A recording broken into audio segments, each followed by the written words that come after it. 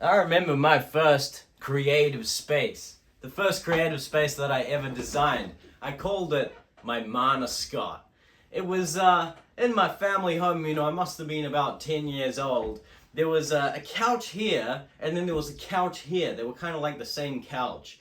And then in the corner between the couches was this dark wooden coffee table, right? And it was hollow inside, right? And there was this little gap between this couch and this couch where I could sneak through into the hollow of this coffee table. And one day, I actually saw my dog Nessie, my family dog, I saw Nessie kind of look in there and go in there, right? And so this was kind of like her home.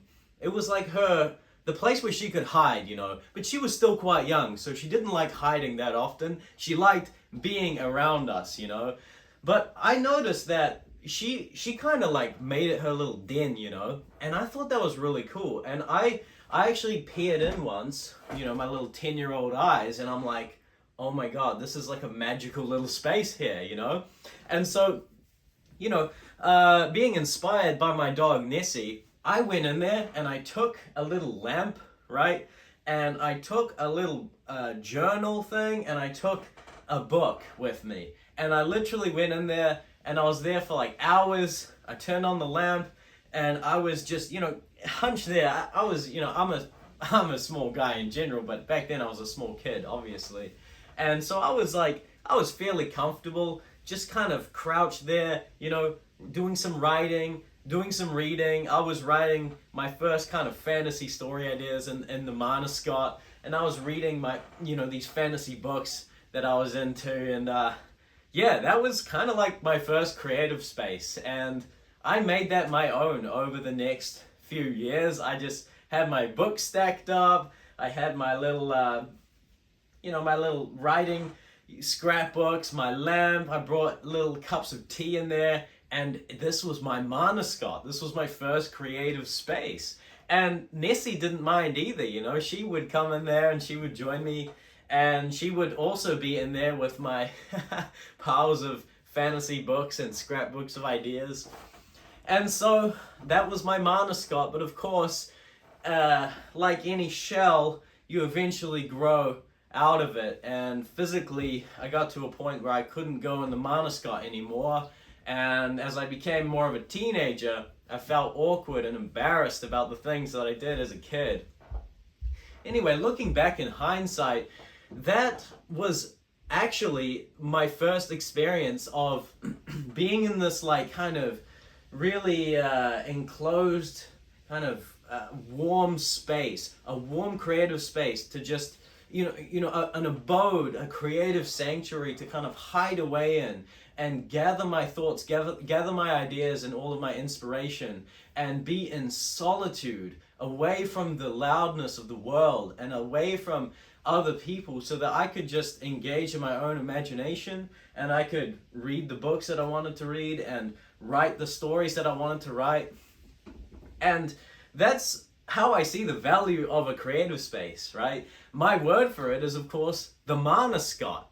And I came up with that word, I don't know, it just came up in my imagination, but I'm bringing it back nowadays. And as you can see here, this is my new Mana Scott. I'm 28 years old, and this is my Mana Scott. This is my room, and obviously the extent of what I do as a person, as a creative person, what I create is, it's evolved since I was 10. This is 18 years on at this point. So I've gathered some skills, and I've become better at like turning an idea into a kind of actual thing that I can share with others. And so I've just returned. This is my family home, and this room is really small.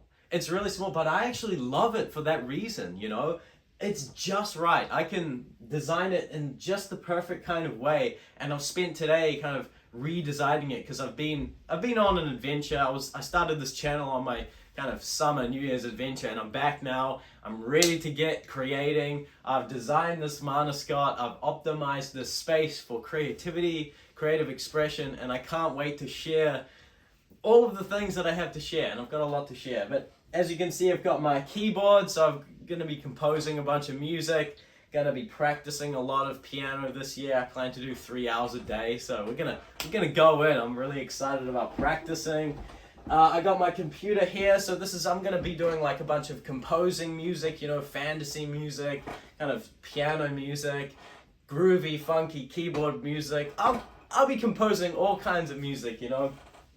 As well as that, I have a business teaching the keyboard and the piano online. And yeah, that's a business. It's kind of like an entrepreneurial endeavor. But at the same time, that's also an art, you know, because I believe that entrepreneurship is actually a form of art as well. You know, I take a kind of an artistic approach to, you know, business, you know, and entrepreneurial things.